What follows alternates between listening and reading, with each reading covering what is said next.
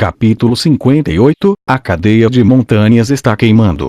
O Guardião do Norte, Marquês de Rosenberg, Georg von Rosenberg. Calendário Imperial 01/03/1506. As Montanhas Negras, Fortaleza Branca. Tarde da noite. Um capitão veio correndo e relatou para mim: General, nós estamos sendo atacados. Bruxas estão bombardeando as muralhas. Um ataque inimigo. Graças àquela frase, eu peguei a bainha que continha minha espada e fui imediatamente até o topo do portão. O que está acontecendo?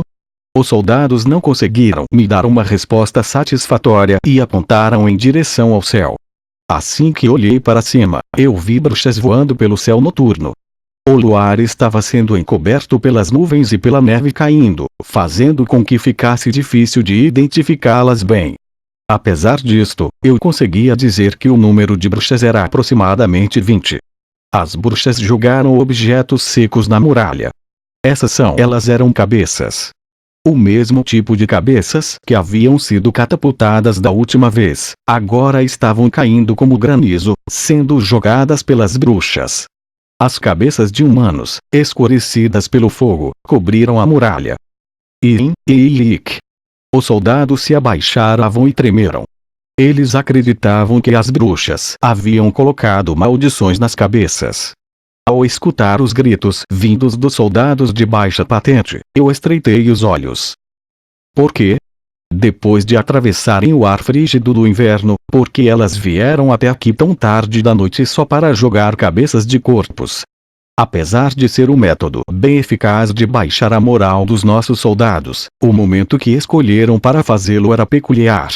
De todos os momentos possíveis, foi tão tarde desta noite. Que significado isto teria se eles não fossem iniciar um cerco? Enquanto franzia o senho, eu dei uma ordem. Mandem todos os magos para lá. Nossa força mágica aérea foi até a muralha e voaram em direção ao céu noturno. A coisa que esses magos mais temiam era lutar no ar no meio da escuridão noturna. No entanto, desta vez estava tudo bem. O número de bruxas do lado inimigo era 20, e os de magos do nosso lado eram quase 30. Nós podemos sobrepujá-las. Uma batalha intensa preencheu o céu. As bruxas foram derrubadas pelas bestas e gritaram enquanto caíam. As bruxas, que haviam perdido as suas vassouras, caíram no chão e tiveram suas cabeças esmagadas pelo impacto. O som das cabeças rachando ecoou na parte de baixo da muralha. Assim como fazões sendo caçados por caçadores, as bruxas caíram uma de cada vez. Como não havia uma fonte de luz no local onde as bruxas caíram, parecia que lá era um poço para o inferno. Não era possível ver os cadáveres, e apenas o som das cabeças quebrando ressoavam uma após a outra. Apesar de estarem sendo sobrepujadas pela força militar, as bruxas não fugiram. Naquele momento, uma onda de compreensão passou pelo meu corpo como se fosse uma corrente elétrica. Então era isso. Eles estavam organizando as preparações para que a força principal pudesse se retirar imediatamente. Para que suas tropas pudessem recuar, pelo simples objetivo de ganhar mais tempo para recuar, eles enviaram estas bruxas. Ao jogar as cabeças queimadas, eles nos ameaçaram. Enquanto estivéssemos lidando com as bruxas e tremendo de medo da ameaça, muito provavelmente as forças inimigas estariam recuando rumo ao horizonte esta noite. General! Um capitão gritou. 2 bruxas estavam avançando na minha direção. Surpresos pela guinada repentina delas, os besteiros atiraram desesperadamente as flechas que haviam carregado antes. Uma das bruxas foi atingida na cabeça pelo tiro e morreu. No entanto, a outra bruxa ainda estava viva e veio até mim enquanto sacava sua espada. Metal afiado colidiu um contra o outro. Eu levantei minha espada longa e recebi o golpe da bruxa. Apesar do físico dela ser muito menor do que o meu, e logo a sua força não ser tão impressionante, aquele golpe, que também continha a força acumulada do voo com a vassoura, foi poderoso. Transferindo a força do ataque para a lateral, eu rolei recuando. Imediatamente a bruxa se atirou contra mim. Já que a bruxa estava próxima a mim, os soldados não podiam se aproximar enquanto trocávamos golpes com nossas lâminas. Ah! Ah! Ah! Ah! A bruxa soltou uma risada insana. A sua aparência mal parecia ser de uma garota de 10 anos. Já havia uma flecha cravada no peito desta garota com cabelo loiro platinado. Toda vez que ela brandia sua arma, sangue escorria da sua ferida. Isto por si só já seria doloroso o suficiente para levar alguém à loucura, e ainda assim, a bruxa simplesmente ria. Para não dar a ela a oportunidade de entoar um feitiço, eu a encurralei com minha arma. E então, no momento que surgiu uma brecha, eu soquei o estômago da bruxa com meu punho esquerdo. Não conseguindo aguentar o meu golpe, a bruxa foi jogada para longe. O corpo da bruxa caiu de cima da muralha e foi em direção ao chão. Os besteiros foram à beira da muralha e começaram a atirar para baixo. Os locais por onde as flechas passaram estavam silenciosos. A bruxa não se levantou de novo. Como não foi possível escutar o som da cabeça quebrando, eu concluí que ela conseguiu sobreviver. General, você está bem. Você não consegue dizer só de olhar para mim.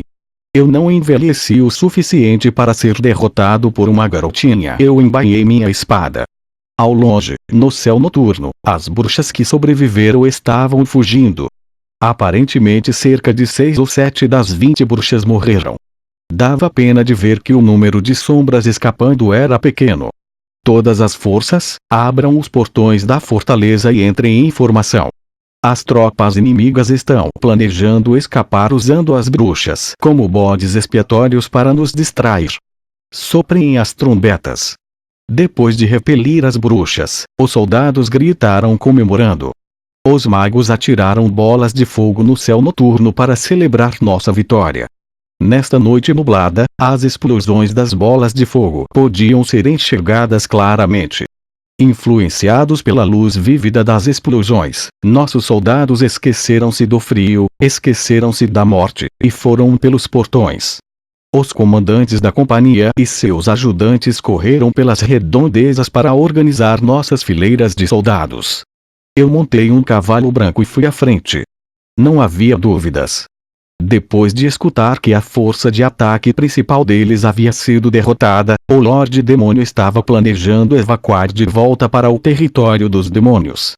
Já que ele não tinha confiança para nos enfrentar e também não tinha determinação para ficar e defender, ele provavelmente pretendia recuar completamente, colocando a culpa na derrota da outra unidade. Sigam-me. Não havia tempo a perder. Se Dantalian conseguisse se retirar em segurança, então isto não seria uma vitória minha. O trunfo iria unicamente para a Princesa Imperial. Porque a Princesa Imperial havia vencido, as tropas inimigas recuaram. Se eu ficasse aqui assistindo, então eu me tornaria um mero tolo que havia perdido a Fortaleza Negra e que só conseguiu retomá-la graças à Princesa Imperial. Se isto acontecesse, então esta guerra seria completamente retratada como sendo uma vitória da Princesa Imperial. Isso não devia acontecer. Alguém deveria bloquear o avanço do poder dela. Se ela não fosse obstruída, então ninguém saberia dizer quando este avanço se transformaria em uma marcha total. Quando a Princesa Imperial destronar o próprio pai em nome da glória do Império, e quando ela usar sua vitória como justificativa para eliminar o próprio irmão, nessas situações, quem poderia condená-la por isso? Se ninguém é capaz de fazer isso, então não me resta outra opção que não seja tomar a frente. Já que isto é o dever de um nobre. Já que isto é minha missão como um Rosenberg.